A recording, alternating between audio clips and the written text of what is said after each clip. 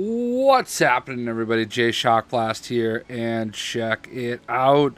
We have Thanos. This is the Avengers Infinity War DLC. It is going to be available on April 24th, and it is now April 24th in New Zealand. So if you're on Xbox One, you know what to do, and if you don't, look into it. So we are going to have the brand new Avengers Infinity War inspired DLC. Finally, some people are aware that it leaked on PC, but it is now going to be on console for everybody else. And there are 8 new characters as part of the DLC. No better than this one right here, Thanos, with Infinity Gauntlet. Now, I can tell you I've investigated already. The Infinity Gauntlet, unfortunately, is not something that you can put on any other character. It's not something where you can create you can't create your character with the Infinity Gauntlet, which is unfortunate. Missed opportunity. That would have been awesome if that was something they could have done, but anyway, it's not. But Thanos as a character is amazing. I'll focus on him a little bit more in his own video, but look at this. He's got his throne. He kind of hangs out on it, and that is how he flies. So he does this awesome pounding move where he uses all the Infinity Stones. Bam! Maybe I should take a vacation. He has this teleportation move. And I believe, yeah, he's got like a laser that he shoots out of the gauntlet. Look at that. That is just too cool. It's got that like kind of aura around him. So, and it looks like he actually super jumps as well. Oh, sweet. So, now Thanos obviously comes with his Black Order.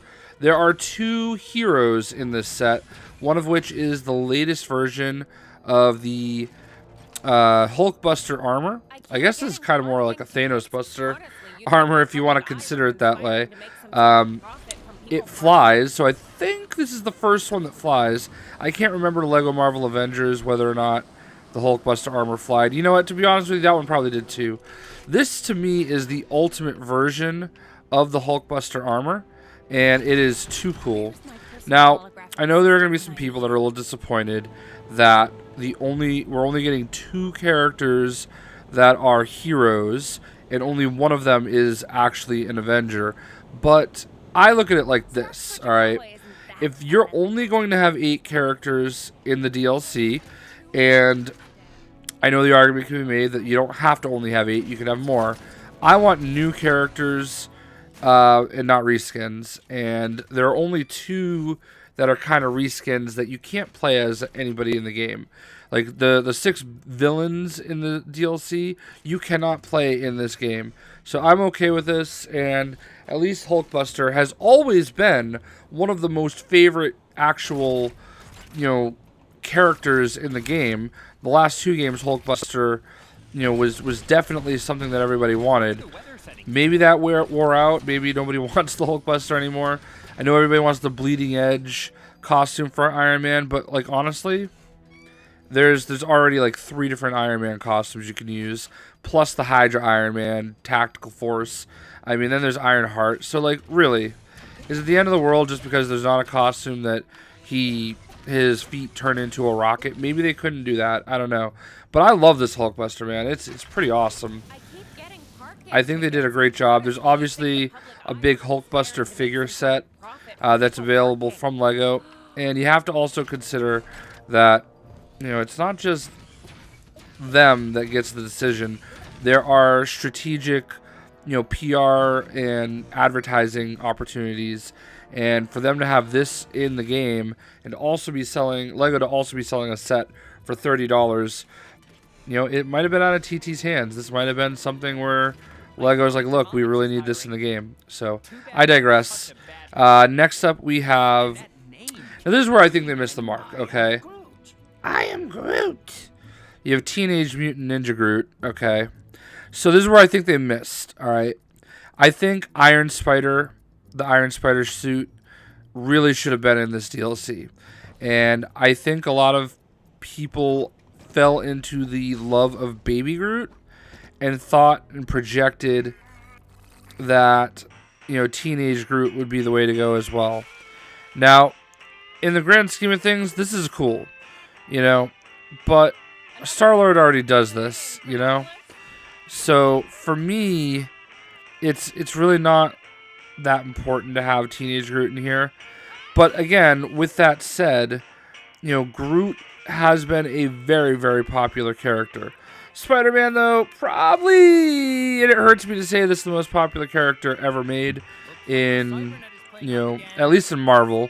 I mean, he's up there with Batman and Superman anyway, and when you consider DC, but they're not in the Marvel Universe. So, I don't know if he pulls out his phone, but he does look kind of weird. And I, again, agree with everybody. If I could do anything, if there had to be 8 characters, I would have put the Iron Spider suit in this game instead of Teenage Groot. But I think a lot of people have been really excited ever since we saw Teenage Groot at the end of the Guardians of the Galaxy Volume 2 in the credits. But whatever. I mean, it is what it is. And, I mean, it is still kind of cool. It's just not different enough to me. It's just a regular-sized Groot figure compared to, you know, the bigger figure and the Baby Groot figure. So, I, again, could have lived without this one. But let's talk about the Black Order. Okay. These are the children of Thanos. And as you can see, we have Cull Obsidian right here, a.k.a. Black Dwarf. And he actually kind of makes Thanos look small. Now, this is the bruiser of the group. I don't know why they... I mean, they do call him the Cull Obsidian in the comics. Now, here's the thing. The story in this is inspired by Jonathan Hickman's Infinity storyline. So, you know, that is where all these characters come from. We have never had the Black Order in a Lego game. And to me, that is just awesome to go ahead and get characters in the game that we've never seen before. Now, you might think, oh, well, it's just a big fig with a hammer. Well, it's just Black Widow with blonde hair. So we can all play that game. All right. He's got his hammer. It looks like he actually throws it. There we go. Oh, that is kind of cool. He throws it like he's Thor. So you've got Cull Obsidian. Does a little super jumpy jump. Wham! Love that. So that is one of our Black Order pieces. We also have Corvus Glaive, who has a new weapon that we have not seen before. Corvus Glaive is maniacal, sadistic. Definitely one of Thanos's kind of go-tos. I think he actually even tried to usurp Thanos in the comics, but got destroyed. I always get him and Ebony Maw, the Ebony Maw, mixed up as far as their role in the Black Order. One of them is kind of like the ringleader of the Black Order, and I want to say it's either Corvus Glaive or Ebony Maw, but so he's got his little move here. I'll do more in-depth videos for each character. This is obviously just to show off everybody. So I think a lot of people are really going to like that weapon. I think that's a really cool weapon, very unique, very different in the game. And there you go, Corvus Glaive. Then we have the Ebony Maw. He is also very sinister. Like, he's got that like confidence, you know, and he knows he's powerful. He knows he's strong, and he just kind of reeks of it. I think in the movie, I actually have this Lego minifig. I think in the movie he goes after Doctor Strange. Hero, right? How's Alchemax treating you? So he does go invisible, and he does the kind of like sup, the Mysterio, and it looks like he also does like a force field. Where's my personal holographic assistant? So I think this is probably the more disappointing figure, the character of the actual DLC. He doesn't really do much that's super interesting, but he does look kind of cool. The downside is a lot of characters kind of match him. So there is the Ebony Maw. Next we have Proxima Midnight, who I think has kind of been in the forefront of a lot of the Black Order stuff that we've seen. You know, obviously Ebony Maw has like that one scene where he looks at Doctor Strange and he puts his finger to his mouth and shushes him. But otherwise, I think we've seen a lot of Proxima Midnight, even in a lot of the other games. I do love having that gold arm. That's kind of cool. Her suit does look a lot like Ebony Maw's. So, and again, we have a new weapon. Looks like the cybernet is playing up again.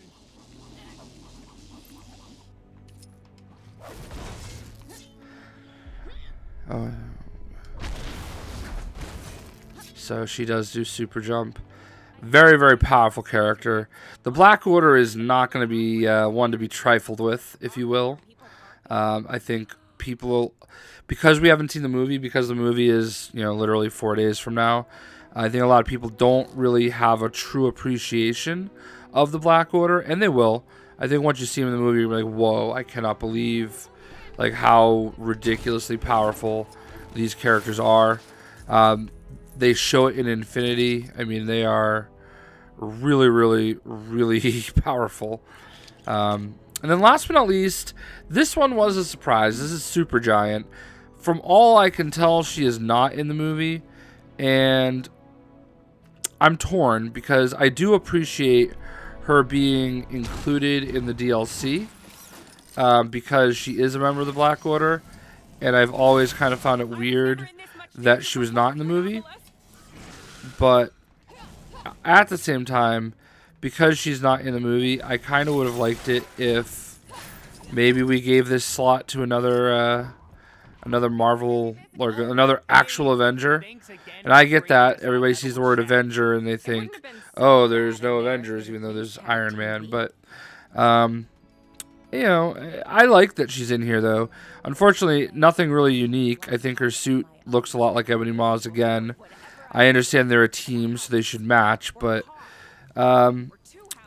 again, another really just powerful character. Very, very intrigued to see what they do with all the Black Order in the movie. So, anyway, let's go ahead and just beat up somebody over here with Thanos. He has a really sick move. When you pick him up. And then, there we go.